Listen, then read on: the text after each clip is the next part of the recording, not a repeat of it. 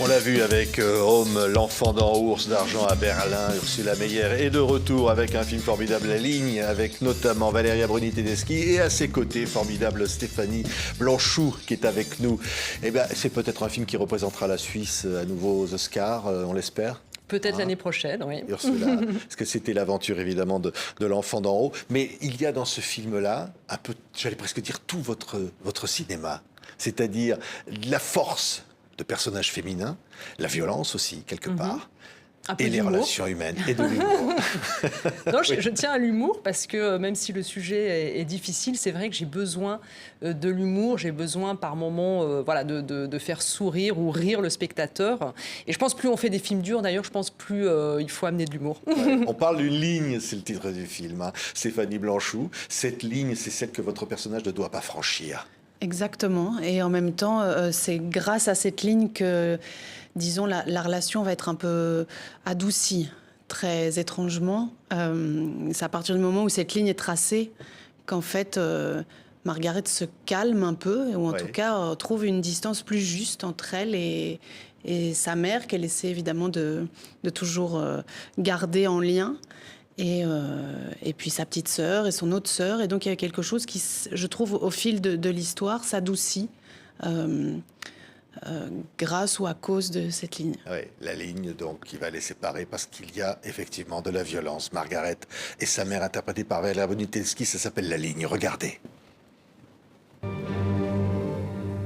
Attendu que vous avez été impliqué en qualité d'auteur dans une agression violente à l'encontre de Madame Cristina Celestini, qui se trouve être votre mère, je décide de prendre contre vous des dispositions exceptionnelles. Il vous sera dorénavant rigoureusement interdit de vous approcher à moins de 100 mètres du domicile de votre mère. T'es trop près de chez nous, là, ça va pas. Bah, tu veux que je fasse comment, alors? Tu jures que tu ne passeras jamais cette ligne. C'est ridicule, je cherche comme ça. Non, t'as pas le droit. T'as pas le droit. J'entends plus rien du tout. Elle m'a rendue sourde, Marion. Tu te rends compte? J'avais une carrière qui s'ouvrait devant moi. Elle est arrivée. Si tu reviens encore en cet état, tu passerais pas la porte. On va comment, maman? Ça va. Elle s'est remise?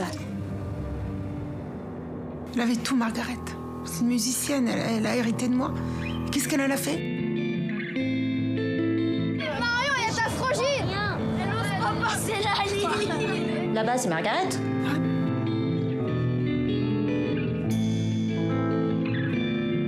Je savais pas que tu venais encore dans le quartier. Ah oui, je continue les cours de chant avec Mario. Vous sentez là? C'est mon premier Noël sans piano. On m'a retiré ce que j'avais de plus cher au monde. Mais l'amour est venu combler ce grand vide. À l'amour. Ce qui est fou, hein, on voit ces images, hein, Ursula Meyer. Ce qui est incroyable, c'est justement, on le disait, cette relation, l'intensité de cette relation mère-fille.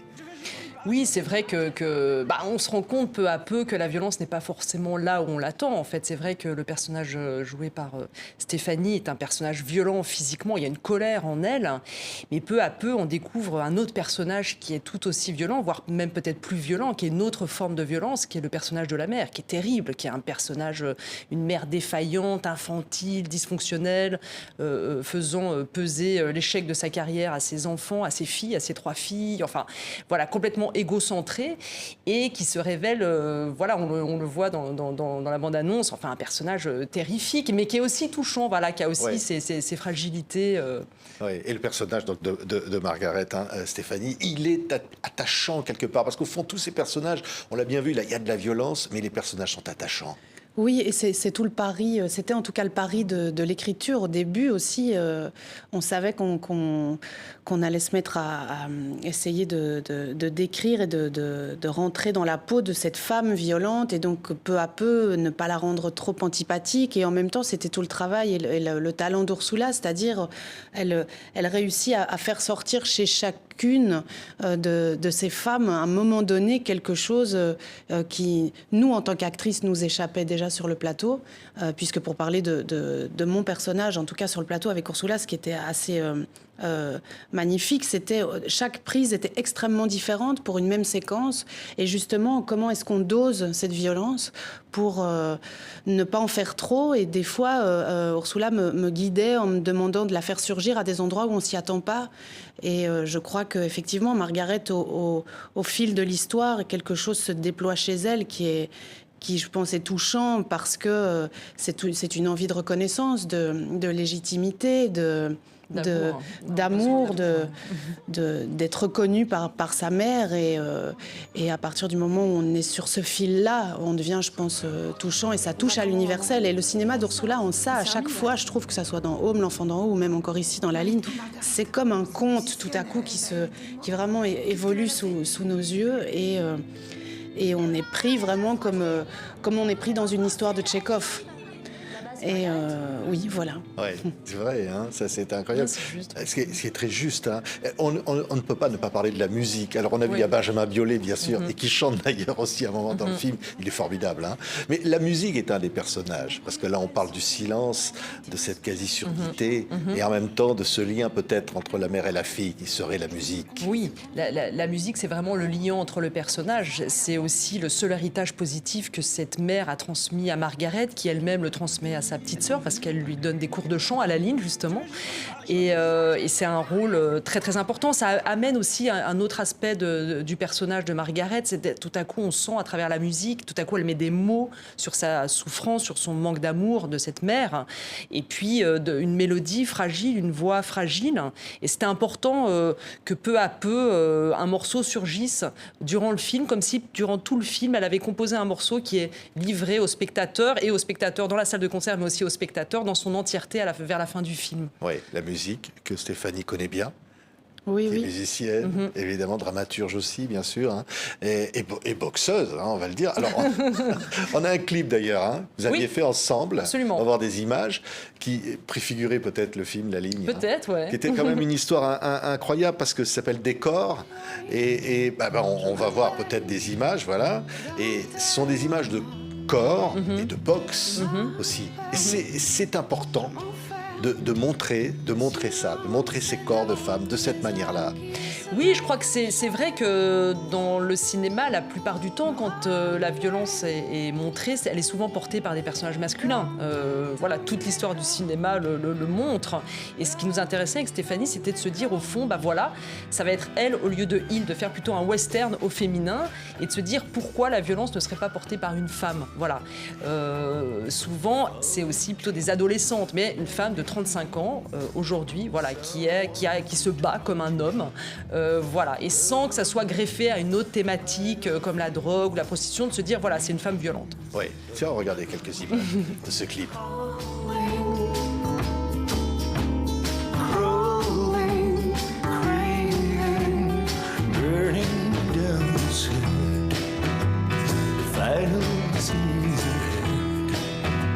C'est un corps qui s'éteint, un autre qui s'éveille, la vie qui résonne, le temps qui passe est encore incertain, un autre qui sommeille et qui nous remplace. C'est beau, hein, c'est magnifique, hein, Stéphanie. Un duo avec Benjamin Biolay dans le film, là. Hein, oui, d'une magnifique chanson qu'il a écrite et composée, et qui d'ailleurs est une chanson complète qui est disponible, ou le sera bientôt en tout cas, mais oui. On a fait un clip d'ailleurs avec des images du film et l'enregistrement de la chanson, un duo magnifique qui s'appelle Le Passé. Et voilà, Benjamin nous a fait ce cadeau. En fait, je lui ai demandé, je lui ai dit, voilà, il y a un morceau qui doit témoigner de leur histoire ancienne, passée. Est-ce que tu serais d'accord de le composer? Et Benjamin est venu, le premier jour où il est arrivé, et il dit, ouais, j'ai un petit truc et tout. Il nous fait écouter. Moi, je me mets à pleurer et tout, je trouve ça sublime. Je me souviendrai tout le temps de ce moment et tout. Il me dit, ah bon, tu crois? Je dis, non, mais c'est juste merci.